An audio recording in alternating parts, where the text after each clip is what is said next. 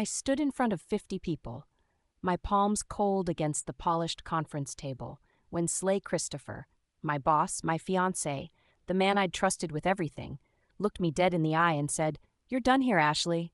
You're not fit to lead this team." The words hung in the air like smoke. The room went silent, all eyes turning between us like spectators at an execution. I could see the smirk playing at the corners of Claire's mouth, his new assistant sitting in the corner with that familiar shade of burgundy lipstick I'd scrubbed off our wine glasses 2 nights ago. My chest burned with something between rage and disbelief, but my face stayed perfectly still. I'd learned that control in another life, in rooms far more dangerous than this one. I simply nodded once, collected my presentation folder with steady hands, and walked toward the door. Behind me, I heard Slay's voice resuming the meeting as if nothing had happened, as if he hadn't just destroyed my reputation in front of colleagues I'd trained and mentored. At the door, I paused and looked back. He met my eyes, expecting tears or anger. Instead, I gave him the smallest smile and whispered, "You'll regret breaking that vow." Then I walked out. My name is Ashley Davids, and before I became the senior marketing strategist whose career just imploded, I was something else entirely, something most people in this corporate world couldn't imagine. I spent 6 years in military intelligence, working operations that never made it into official records. I learned to read people the way most read books, understanding their patterns, their weaknesses, their breaking points. I mastered silence, patience, and the art of striking only when the moment was perfect. When I left that world 3 years ago, I thought I was done with shadows and secrets. I wanted something normal, something peaceful, a career where success came from creativity instead of survival, where trust wasn't a tactical weakness. I thought I'd found that normalcy in Slay. We'd met during his company's security audit, and his charm had been genuine enough to make me believe in second chances. I'd buried my past deep, becoming just another ambitious professional climbing the corporate ladder. But standing in that elevator descending from the 15th floor, I realized I'd been naive. I hadn't escaped my old world. I just traded one kind of betrayal for another. 18 months ago, Slay and I had been the golden couple of Apex Strategic Solutions. We'd built the marketing department from almost nothing, turning it into the company's most profitable division. Colleagues used to joke about our chemistry during presentations, how we could finish each other's sentences, how our strategies flowed together like we shared one brain. I'd handled the analytical work, the deep research, the strategic frameworks that made campaigns succeed. Slay had provided the charm, the client relationships, the smooth presentations that sealed deals. Together, we'd been unstoppable, landing contracts with companies that had never considered Apex before. Other departments envied our success. Executives praised our collaboration. I remembered the night we'd won the Westfield account, our biggest client ever, worth $15 million over 3 years. We'd celebrated at his apartment, champagne and promises about our future. He'd proposed 2 weeks later, a simple ring and elaborate words about partnership and forever. I'd said yes because I'd believed we were building something real, but that was before the spotlight shifted entirely to him, before my contributions started disappearing from presentations, before Claire arrived. The first crack appeared on a Tuesday night 4 months ago. I'd stayed late finishing a comprehensive market analysis for the Westfield expansion, 40 pages of data and strategic recommendations that had taken me 3 weeks to compile. The next morning, I'd found Slay in his office reviewing my report, except my name had been removed from the header, replaced with his. When I'd questioned it, he'd laughed casually and wrapped an arm around my shoulders. "Come on, Ash. We're a team, right? The client doesn't care whose name is on the document as long as the strategy works." His tone had been light, dismissive, but something about the way he'd said it felt rehearsed, like he'd practiced that response. "Besides," he'd continued, "I made some improvements to your analysis, just tightened up the language." I'd swallowed my objection, telling myself he was right about the team mentality. But as I'd turned to leave, I'd noticed something on his computer screen, a file labeled Claire Portfolio sitting prominently on his desktop. At the time, I'd thought nothing of it. Claire had just started as his administrative assistant. Of course, he'd have her files. But the seed of doubt had been planted. The wine glass incident happened 2 weeks after that. I'd come home from a client dinner to find Slay already asleep, our apartment quiet, except for the hum of the refrigerator. While cleaning up the kitchen, I'd noticed one of our wine glasses sitting in the sink. The crystal ones we only used for special occasions. There'd been a faint burgundy lipstick mark on the rim, a shade I'd never worn. I'd stood there holding that glass under the kitchen light for several minutes, examining it like evidence at a crime scene. My lipstick was always nude or soft pink, never dark colors. The rational part of my brain had offered explanations. Maybe I'd bought a new shade and forgotten. Maybe it was a stain from something else. But my training whispered different possibilities, darker ones. I'd scrubbed that glass clean with shaking hands, the hot water running over my fingers until they turned red. My eyes had stayed completely dry. Tears required accepting reality, and I hadn't been ready for that yet. I'd put the glass back in the cabinet and gone to bed, lying awake beside Slay and wondering when I'd started doubting everything.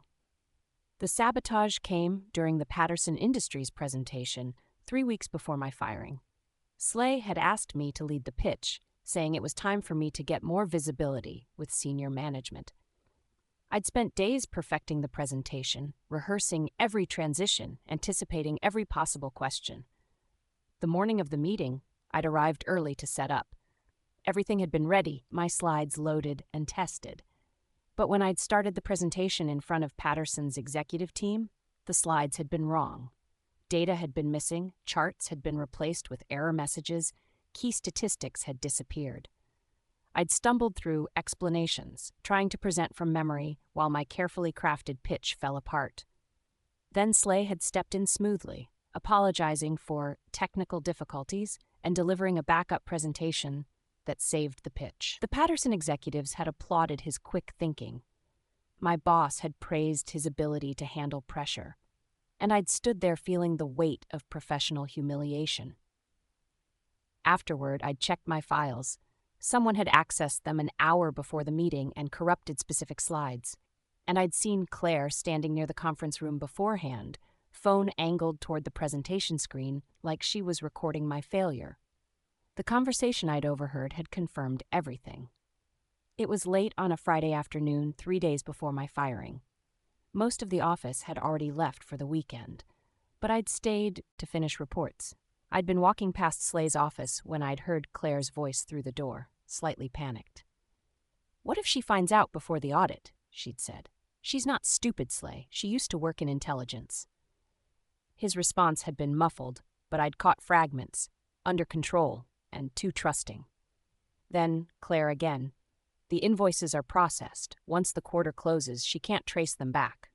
The word audit had lodged in my mind like a splinter. What audit? What invoices? I'd stood frozen in the hallway, my intelligence training screaming at me to document this, to investigate, to understand the full picture before acting. But my civilian self, the woman who tried so hard to trust and be normal, had wanted to burst through that door and demand explanations. I'd done neither. Instead, I'd walked quietly back to my desk, collected my things, and left the building. The calm before the storm, they'd called it in my old work. The moment when you gathered information and waited for the perfect time to strike. The meeting where Slay fired me replayed in my mind with crystalline clarity as I'd stood there in front of 50 colleagues. He'd accused me of compromising the integrity of client relationships through unauthorized communications with competitors. The charges had been vague but damaging, the kind of accusations that destroyed careers through implication rather than proof. He'd presented email headers, not full emails, just headers, that supposedly showed me leaking strategy documents. Claire had sat in the corner with that burgundy-stained smirk, phone in her lap like she was documenting my destruction. My colleagues had avoided eye contact, some looking genuinely shocked, others already distancing themselves from the scandal. I'd wanted to defend myself, to demand full context, to expose his lies in front of everyone. But my training had taught me better. Emotional reactions in the moment gave your enemy ammunition. Silence preserved options. So I'd stayed quiet, collected my folder, and walked out with my dignity intact. As the elevator doors had closed on that chapter of my life, I'd thought about something my instructor had said years ago. You taught me patience. That was your mistake. Slay had taught me his patterns, his shortcuts, his weaknesses. And patience was something I'd mastered long before I'd met him. I disappeared so quietly that people later said they'd expected more drama. No HR complaint, no angry email, no social media rant about injustice.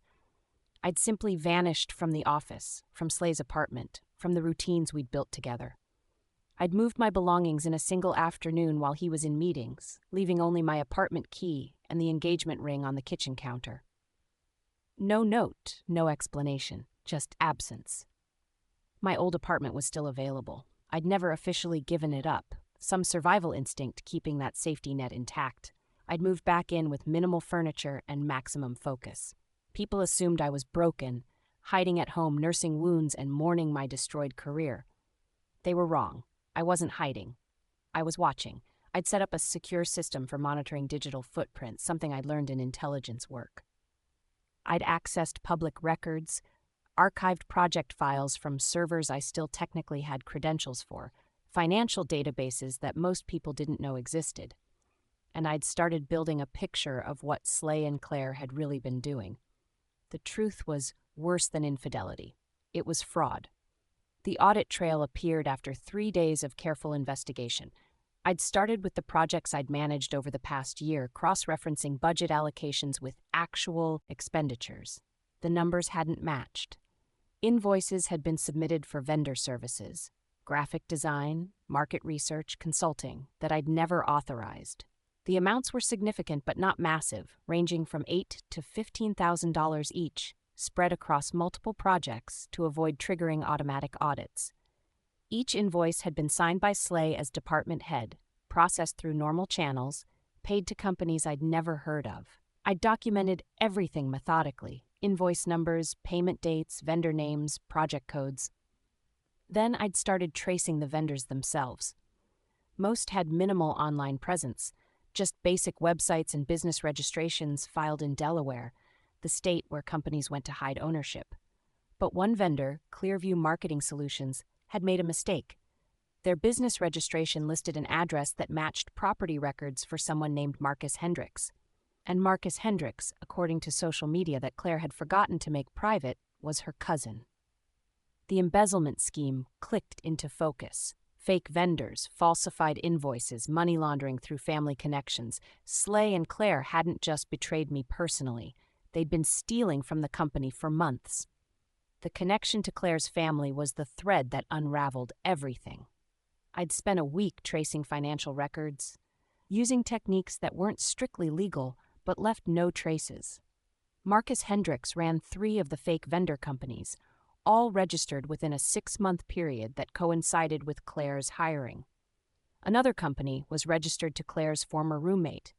A 5th had been created by an LLC that traced back to an offshore account in the Cayman Islands. The pattern was clear. They'd built a network of shell companies to funnel money out of Apex Strategic Solutions using legitimate project budgets as cover. Each fake invoice was for services that sounded reasonable, amounts that didn't trigger automatic review. But over 18 months, they'd stolen nearly $400,000. What made it personal was realizing when the scheme had started. The first fake invoice had been processed 3 weeks after Slay had proposed to me, right when I'd been planning our future and trusting him completely. He'd been stealing from our company while putting a ring on my finger, building a criminal enterprise while I'd been building marketing campaigns. The betrayal wasn't just romantic or professional. It was calculated fraud that had used my reputation as cover. After all, who would suspect the department run by the trustworthy former intelligence analyst of financial crimes?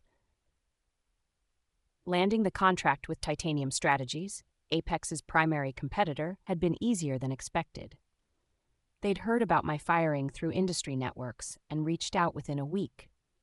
"We've admired your work for a while," their VP had said during our first meeting. "Slay's reputation is strong, but we've always suspected you were the real strategist behind those campaigns."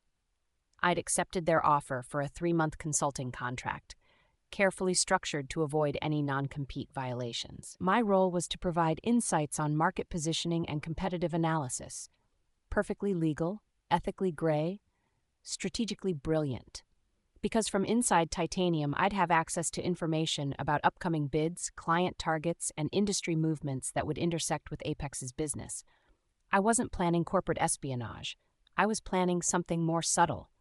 I was positioning myself to watch Slay's next moves while having resources he couldn't access. And I'd started collecting information about Apex's upcoming contract renewals, particularly the Westfield expansion that Slay was desperately trying to close.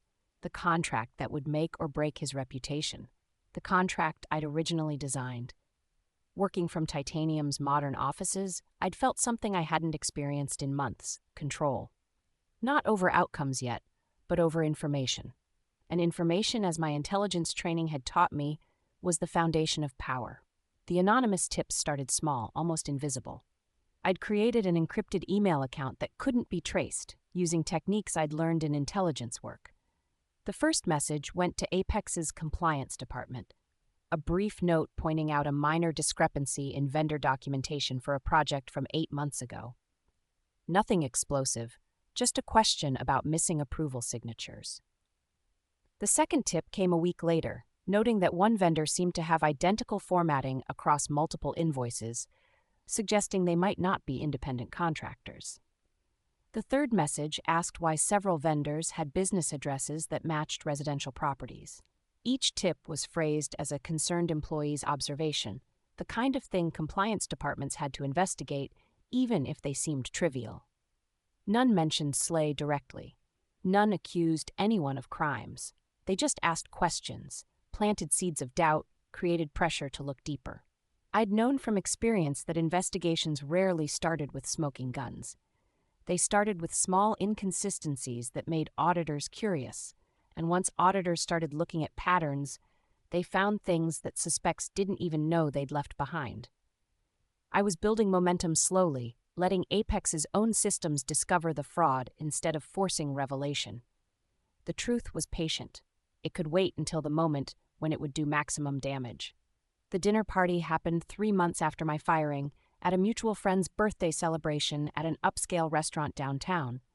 I'd almost declined the invitation, knowing Slay would be there.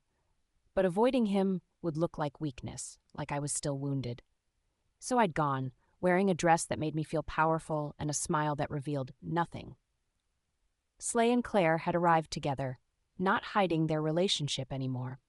She'd worn that burgundy lipstick, probably deliberately. They'd looked smug and untouchable, the successful couple who'd moved on from the unfortunate drama of my dismissal.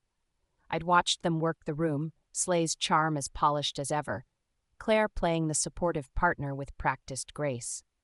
When Slay had finally approached me near the bar, probably feeling magnanimous enough to demonstrate his civility, I'd greeted him warmly. We'd made small talk about the industry, mutual acquaintances, harmless topics. Then, as he'd been turning to leave, I'd said casually, "Still working on that Westfield expansion contract, right? I heard they're being really careful about vendor verification this time." His face had tightened almost imperceptibly, the charm slipping for just a second. "How did you?" He'd caught himself. "Everything's fine with Westfield." I'd smiled and sipped my wine. "I'm sure it is." He'd walked away quickly after that, and I'd seen him whisper urgently to Claire across the room. They'd left within 20 minutes. He'd realized I knew something. He just didn't know how much. The Westfield contract had been my masterpiece when I designed it a year ago. I'd created a comprehensive strategy for expanding their services into 3 new markets, complete with detailed implementation timelines and budget projections. The contract had been worth $20 million over 4 years, the biggest deal in Apex's history. Slay had been preparing to present the renewal and expansion proposal, taking full credit for the original strategy and positioning himself as the visionary who could lead the next phase. But I'd known something he'd forgotten. The original contract had included very specific vendor requirements, quality standards I'd negotiated with Westfield's procurement team. Any expansion had to maintain those standards, including vendor verification processes and audit trails for all significant expenditures. I'd sent Titanium Strategies a corrected version of the expansion proposal, not stolen from Apex, but recreated from my own original strategy with improvements I'd never shared with Slay.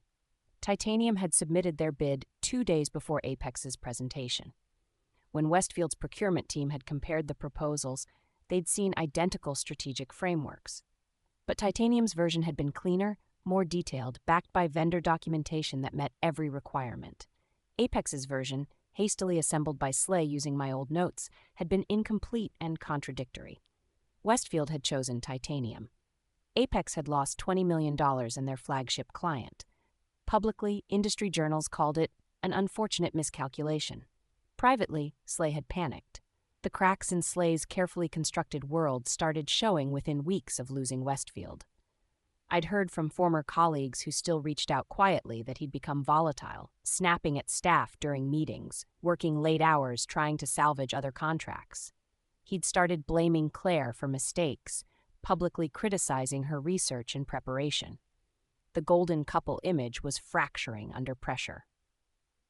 The company had launched an internal review of the department's recent performance, trying to understand how they'd lost their biggest client.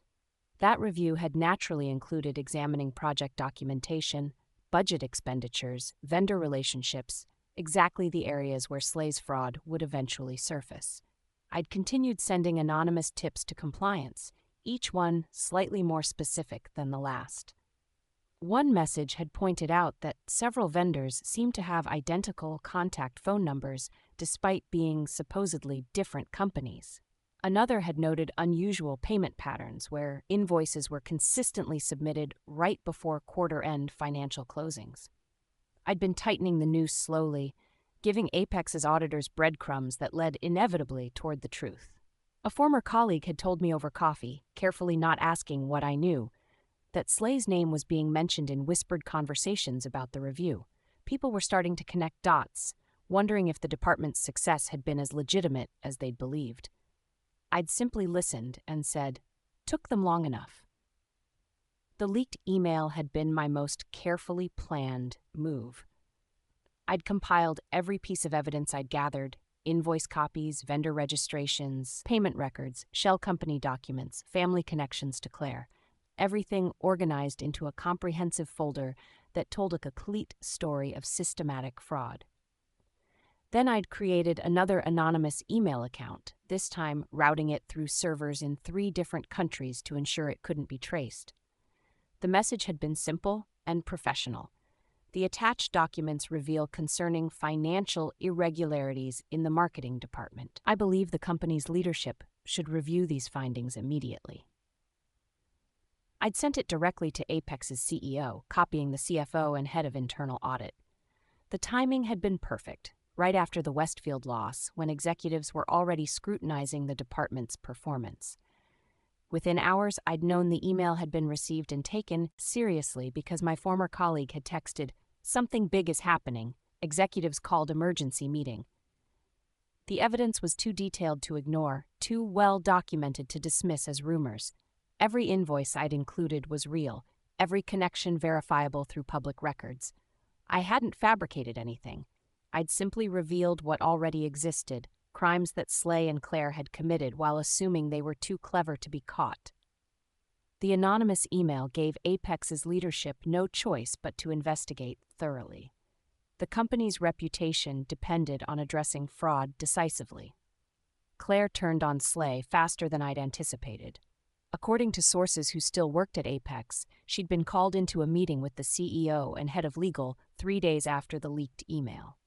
They'd presented her with evidence of the shell companies, shown her the connections to her cousin Marcus. She'd been given a choice: cooperate fully with the investigation or face criminal charges alongside Slay. She'd chosen survival. Within hours, Claire had provided detailed testimony about how Slay had orchestrated everything, claimed he'd manipulated her into participating, positioned herself as a naive assistant who'd been coerced by her powerful boss. She'd handed over additional documentation I hadn't even known existed: text messages discussing the scheme, recordings of conversations where Slay had explained how to structure the fake invoices, emails proving he'd initiated every step of the fraud. Her testimony hadn't exonerated her completely, but it had made her a cooperating witness instead of a co-conspirator. and it had confirmed everything the anonymous email had alleged about Slay. The twist that satisfied me most was knowing I hadn't needed to fabricate evidence or frame anyone. I'd simply revealed the truth and let the natural consequences unfold. Slay had built his own trap through greed and arrogance. I'd just made sure the right people found it at the right time. Slay's suspension came swiftly once Claire's testimony corroborated the documented evidence. The company had placed him on immediate administrative leave pending a full investigation, removing his access to systems and files. His reputation, built so carefully over years of charm and stolen credit, collapsed in days. Colleagues who'd praised his leadership suddenly remembered concerning behaviors they'd overlooked. Clients began questioning whether their campaigns had been as successful as reported. Industry contacts distanced themselves from potential scandal. I'd heard from multiple sources that Slay was falling apart. He'd shown up at the office despite being suspended, trying to access his files until security escorted him out. He'd called former team members pleading for character references, trying to rebuild support that had evaporated. He'd become disheveled, the polished executive image replaced by someone visibly desperate. One night, leaving Titanium's offices late, I'd noticed a familiar car parked across the street, Slay's black BMW, unmistakable with its vanity plates. He'd been sitting there watching the building, watching for me specifically. I'd paused in the parking garage entrance, meeting his eyes across the distance. He hadn't approached, hadn't called out. Just watched with an expression mixing rage and confusion. I'd simply turned and walked to my car, letting him sit with his suspicions. Let him wonder how much I knew, how much I'd done, whether I was the architect of his destruction, or just a witness to his self-inflicted downfall. The confrontation happened 3 weeks after his suspension, in a parking garage near my apartment. I'd been coming home from the gym when Slay had stepped out from behind a concrete pillar, blocking my path to the elevator. His appearance had shocked me. He'd lost weight, his expensive suit hanging wrong on his frame, stubble shadowing his face. But his eyes had burned with familiar intensity. "You did this," he'd said, his voice tight with controlled rage. "All of it. The leaked emails, the audit, Claire turning on me. You orchestrated everything." I'd stayed calm, my hand near the pepper spray in my gym bag, but my expression neutral. Did I? He'd stepped closer, and I'd noticed the slight tremor in his hands. "I know who you used to be, Ashley. Intelligence operative, shadow agent, all those skills you thought I didn't notice. You've been planning this from the beginning." I'd met his eyes steadily. "You did this, Slay. The day you chose to humiliate me in front of 50 people, the day you started stealing from the company, the day you decided I was disposable." His face had twisted with something between rage and desperation. "I gave you everything. We built that department together." "No," I'd said quietly. "I built it. You took credit." Before he could respond, building security had approached, called by cameras that had caught him following me. He'd backed away, hands raised in surrender, but his eyes had promised this wasn't over. I'd watched him leave, then gone to my apartment and filed a police report documenting the encounter, creating a paper trail just in case. The board meeting where Slay's fate was sealed happened on a Tuesday morning in late autumn. I hadn't attended, I was long gone from Apex by then, but I'd watched the recording that was leaked to industry news sites within hours. The company's CEO had presented the investigation's findings methodically, displaying the evidence of systematic fraud that had cost Apex nearly $400,000. They'd shown Claire's testimony, documentation of shell companies, proof of falsified invoices. Every detail I'd compiled and sent anonymously was now part of the official record. Slay had tried to defend himself, claiming Claire had acted independently, suggesting the investigation was flawed. But when the board's attorney had presented text messages showing Slay explicitly instructing Claire on how to structure fake invoices, his defense had crumbled. The vote to terminate his employment had been unanimous. Apex had also filed criminal charges recommending prosecution for fraud and embezzlement. I'd watched that recording from my apartment at Titanium's corporate housing, sipping tea while Slay's career disintegrated on my laptop screen. My expression had been unreadable, something between satisfaction and exhaustion.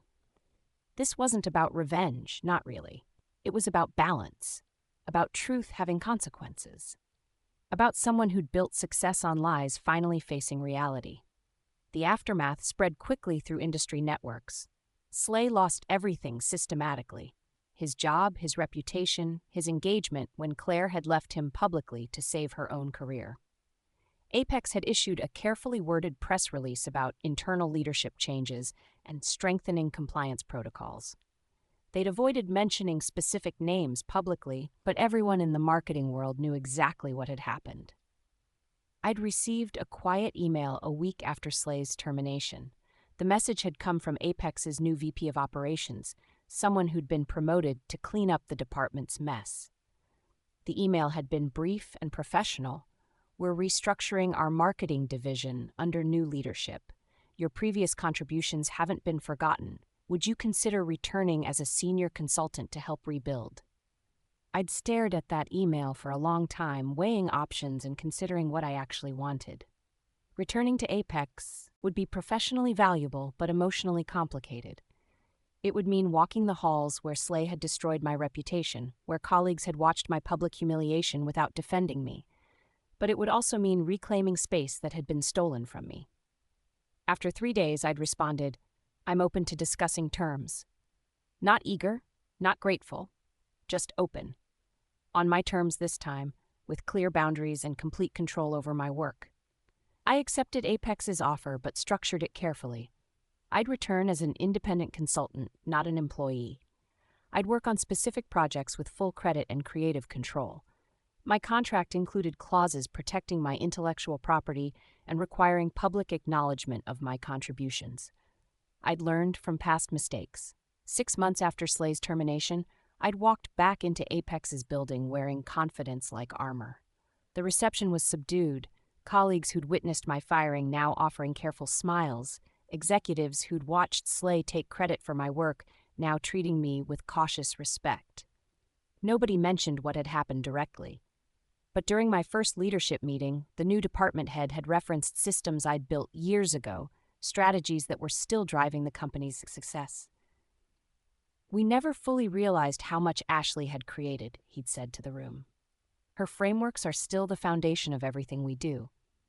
There'd been no dramatic applause, no public apology for what I'd endured, just quiet acknowledgement that I'd been valuable, that my contributions had mattered, that losing me had been a mistake. It was the justice I'd wanted most, not revenge or punishment, but recognition. Being seen clearly for what I'd built, instead of being reduced to someone's disposable tool. As I'd left that meeting, I'd felt something shift. Not closure exactly, but completion. The weight I'd carried since my firing had finally lifted. I left Apex's building for the final time 6 months later, my consulting contract completed successfully. The afternoon sunlight cut sharp angles across the downtown streets as I'd walked to my car, the city alive with traffic and movement. I'd rebuilt what Slay had tried to destroy: my reputation, my career, my sense of self-worth. But more importantly, I'd remembered who I'd been before someone had made me feel small. I'd spent years learning to be a shadow, mastering patience and precision. Slay had assumed leaving that world meant I'd forgotten those skills. His mistake had been underestimating what a shadow could do when pushed into the light. He'd broken vows he'd never known he'd made to me.